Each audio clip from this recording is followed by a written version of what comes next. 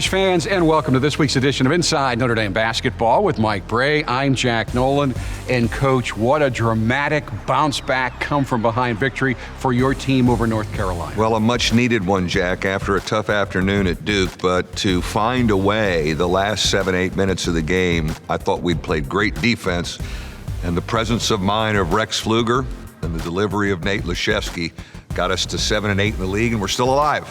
And the win has even more weight when you consider how the Irish struggled at Duke on Saturday. We'll take you to Durham for those highlights right after this. Inside Notre Dame Basketball is presented by TireRack.com and brought to you by Coca-Cola, Under Armour, Gatorade, Vivid Seats, Canon, and SiriusXM.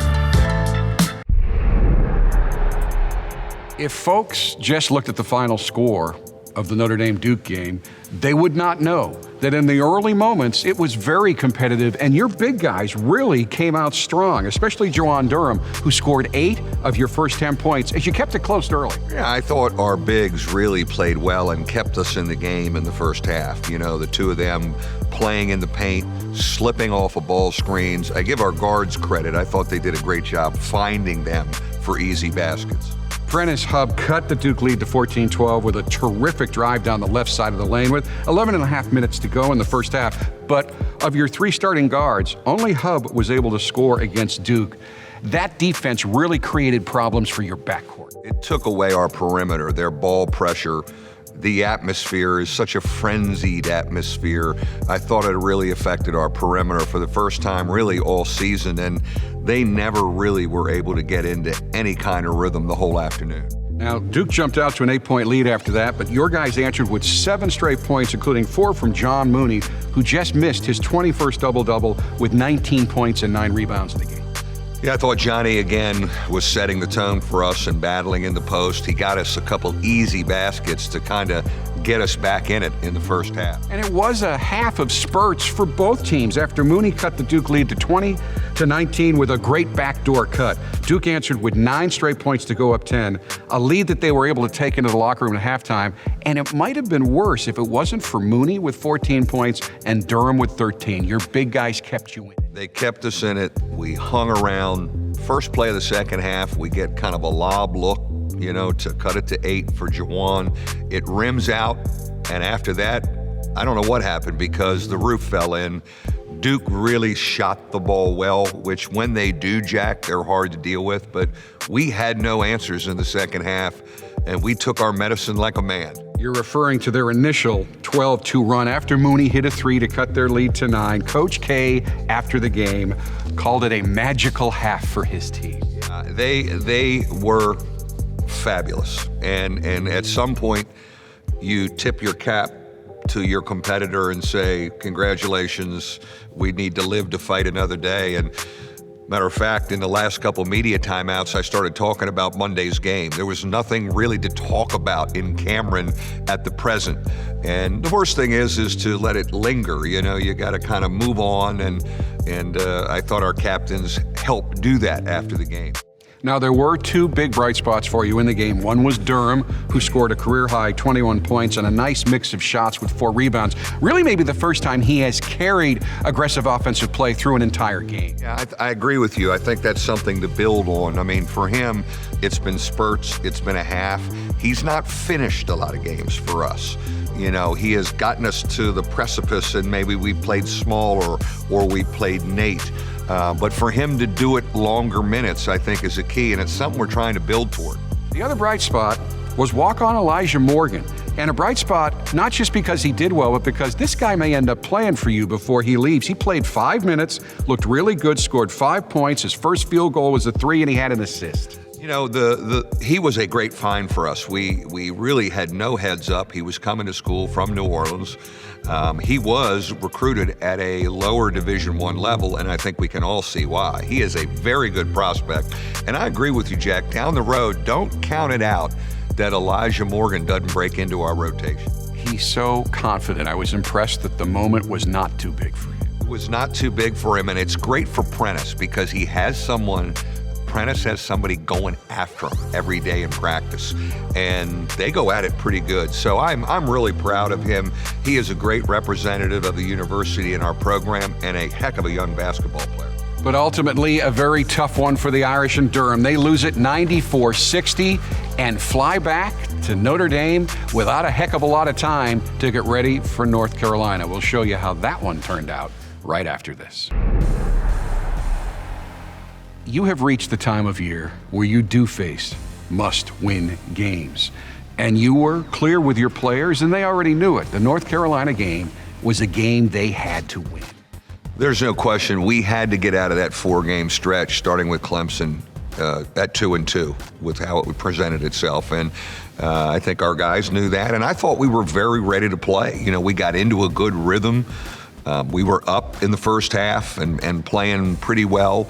We didn't finish the half well, but I thought we were very ready to compete.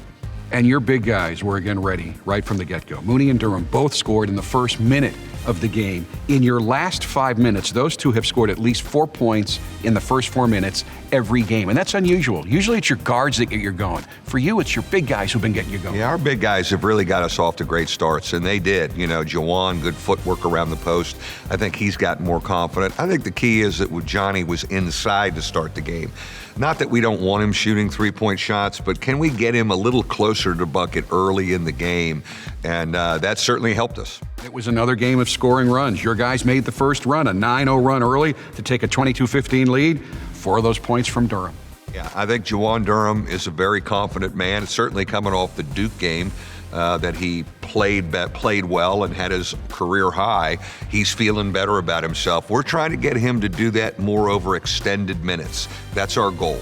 The final points in that run came on a spectacular drive by Nate Leshesky, who switched the ball from his right hand to his left hand and then banked it in off the glass. One of the things Nate has been doing is driving the ball. You know, people close out on him because they're worried about him as a shooter. So he has the advantage, and he has a big, long first step. And I like the fact that he's getting to the bucket, he's getting fouled, he's driving early in his time on the floor. And I think that sets the tone for him a little bit better. You mentioned John Mooney. He was huge for you in the first half as well. 10 points, 7 rebounds on the way to double-double number 21. He finished with 13 points, 10 rebounds. He gave you a 9-point lead twice with buckets late in the half. Yeah, and I'm thinking we get this thing to 9. Here we go. Can we pull away? Can we get it to 15? Can we do that? And we just couldn't get away from him. And we didn't do a good job finishing the half. Again, though, in our runs, you look back through the whole season, Johnny Mooney's the key. You did defend them well. You held North Carolina to 35% shooting in the half. They did make that run lead. You're up by just 3 at halftime, and it did feel like, you know what?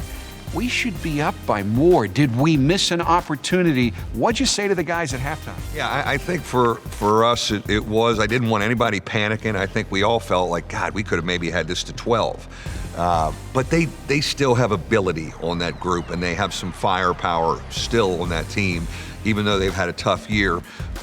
So for us, could we come back out and defend again? Can we play the same kind of defense in the second half that we did in the first half?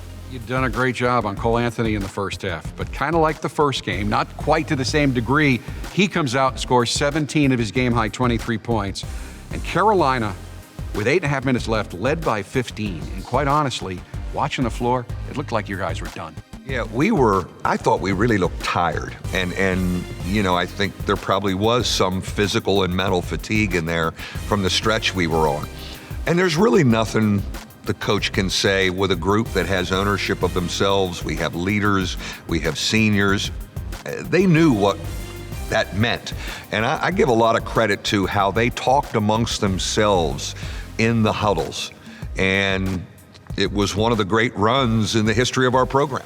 It was a run led by Prentice Hub. Yeah. And he's a guy who seems to have this innate ability when the pressure is as maximum as it can be, he can lead the team. When Carolina went up by 15 the first time, he literally put the team on his back. He scored 11 of your next 14 points, including that spectacular driving over the head layup for a 3-point play. He is a fearless winner. And I think we've seen this where when he senses my team's in trouble, I need to do more. he does it. And you've heard me call him my Mahomes. He's my Mahomes. He makes stuff happen, and he makes his teammates believe. And I thought he ignited all of our belief. Well, he finished with a team-high 20 points. T.J. Gibbs scored 14, including 3 big threes in the second half, as you were able to cut the Carolina lead down to 2. His 3 threes were just deep, hard shots, but he rose up and took them like, I'm a senior captain, I'm the most experienced player in the ACC, and I have to deliver for my team. There was a focus about him down the stretch, and of course, he's in the midst of a great senior year. And defensively, you shut Carolina down. You forced them to turn the ball over in the closing minutes, but Anthony was still able to hit a 3 to put the Tar Heels back up by 5 with just over a minute and a half left. And the question was, did you have enough time? We have enough, and you're right about our defense. And I give a lot of credit to our crowd. When our crowd is loud when we're playing defense in the second half, especially in front of our students there, it really makes us believe, Jack. And I thought our D was fabulous. And there were a couple shots they made in the midst of our comeback where you'd say, okay, that's the end of that. And we kept figuring it out, and we kept fighting, and we kept digging. But that's really who this group has been. They have a mental toughness about them. After a Mooney free throw, Gibbs hits a runner to cut the Carolina lead to 2 once again, and you call your last timeout. What did you say to the guys? You know, I think at that point it was, we're fine. Just keep defending. We're going to have a chance to win this as long as we keep defending. We were very confident in our defense because we were getting steals, getting deflections, causing them to take bad shots. So I felt good that we'd have a chance because of how we were defending. Get the ball back with 18 seconds left underneath your own hoop. No timeouts. Bring it up the floor. Mooney drives the lane for a left-handed hook. It's no good. Pfluger did a great job of blocking out. He gets the rebound. Take it from there. Well, the Rex Pfluger play, you know, and we're going to make a video highlight for him at the end of his career of all the winning plays this young man has made, because there's so many, and they're little things. He blocks out, he rebounds, but what's most important, he, with such poise and patience, he pivots and throws a chest pass right on the money to Nate. And as soon as he did it that calmly, I think this one's going in. And certainly we got to give Nate credit for stepping up and making yet another big shot for us like he did against Toledo. So the Irish win a huge game against Carolina, 77-76. When we come back, we will take you inside this Notre Dame victory. There have been many memorable wins during the Mike Brey era, and the Big Monday comeback win over North Carolina qualifies as one of those special wins. Here's another look. That young man, Nate Laszewski, has taken a huge step forward tonight, Jack. They have checked the replay. Not over yet. 2.4 seconds. They might dribble. The Irish win it. 77-76. You ask me, we the best I'ma be alive. Yo, that's us with the crazy flow. And you gon' hear us on the radio. Gibbs for 3. Got it. Notre Dame starting to heat up from beyond the arc. Spinning on the left block. Jumper from there is good. The new Juwan Durham dominating inside again. Laszewski driving down the lane. Switched hands to his left hand on the drive, threw it off the glass and in. Wow! Right side, Goodwin, wide open 3. Got it. Up spins into the lane, double punch, throws it up over his head and it gets fouled. Spectacular play by Prentice Huff. This is how we do it every day. We be grinding, and if you ask me, we the best I'ma be alive. 18.8 seconds left. Mooney fakes, drives into the lane. Pfluger with the rebound. Out to Laszewski. Laszewski for 3. Got it! The gods have shined on Notre Dame. Yes, sir. Let's go, baby.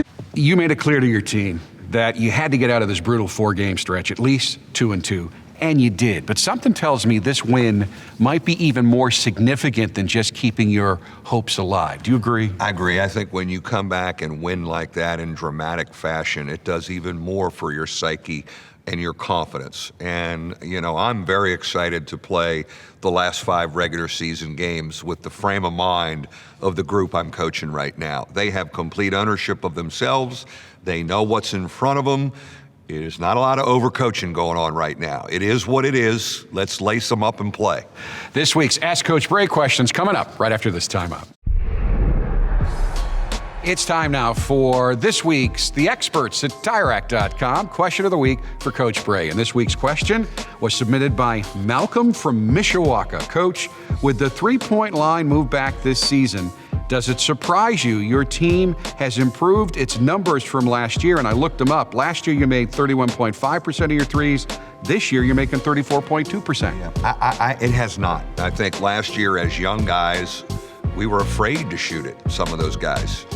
Certainly a Nate apprentice know what their shot is. I think TJ's getting better shots because Rex is back and our ball movement's better. He's getting better looks. If you're a big-time shooter and have a stroke, that 10-inch difference should not make that much of a difference. We pass it so well and find the open man that we're getting really good looks. That's why I think the percentage is higher. It was very difficult to select this week's Vivid Seats Performance of the Week winner, so for the first time, we have two honorees. The first honored performance occurred in the Duke game when Juwan Durham turned in the most complete performance of his basketball career, scoring a career and team-high 21 points with 4 rebounds, an assist, and a block shot. There were 2 additional performances from the North Carolina victory we need to highlight. Prentice Hubb's game-high 20 points, 15 coming in the second half, earn an honorable mention this week. But it was Nate Laszewski who elevated his game to a level of intensity and aggressiveness on offense that we have not seen before. And of course, he did hit that big shot at the end of the game, so he shares this week's Performance Award with Durham. We've got to go back to Nate Laszewski, and not just because of the big three. It seems like he took a huge step. I thought he did, Jack, and again, it goes back to the drives, driving early and maybe not settling for the jump shot early. And where his numbers are trending up from the three-point line, if we were to take his numbers on key three-point shots, maybe in the last 2 minutes, or game-winning or tying shots, it's probably over 40% right now. John Mooney is one of 10 finalists for the Naismith Basketball Hall of Fame Karl Malone Power Forward of the Year Award. This past week, he collected his 21st double-double of the season while scoring 32 points and grabbing 19 rebounds against Duke and North Carolina. You can vote for him at hoophallawards.com. Here's a look at some of the reasons why we believe John Mooney is the best candidate for the award.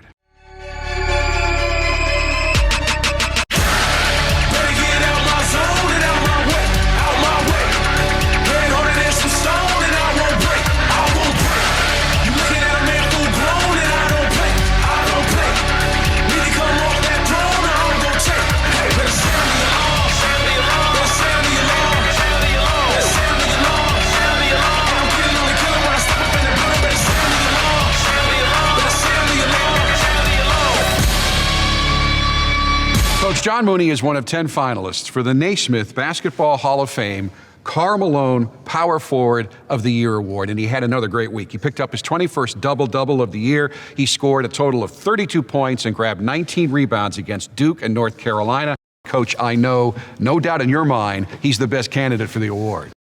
The 2-year run this gentleman has been on with the consistency of double-doubles and the physical demand of that night in and night out is truly amazing. I'm so proud of the player he's become. He'll get his degree from the Mendoza School in just a couple months. He will be a first-team All-ACC player this year, and well-deserved. And you will need John and all of his teammates to play at their highest level this coming week as you go on the road for 2 rematch games, first at BC, a team that beat you in December, and then at Wake Forest. Yeah, 2 that we're going to have to be ready to roll. It's a good, busy week for us, and we're going to stay on the road. We're going to stay out there instead of coming back at 3 in the morning on Thursday. But extremely important. I don't need to talk about it. Our senior captain, they know what's on the line. And right now, every game remaining on your schedule, including the home game at Florida State, they are all winnable games. Oh, very winnable games. And we are in striking distance of the NCAA tournament. That's all you can ask with a couple weeks left. We can see it. Now we got work to do. Coach, thank you as always. Good luck this week. Thank you. And folks, thank you for watching. We'll be back next week with all the highlights of the games at Boston College and Wake Forest. Until then, for Coach Bray, I'm Jack Nolan. Thanks so much for supporting the Irish, and as always, go Irish. Inside Notre Dame Basketball is presented by TireRack.com and brought to you by Coca-Cola, Under Armour, Gatorade, Vivid Seats, Canon, and SiriusXM.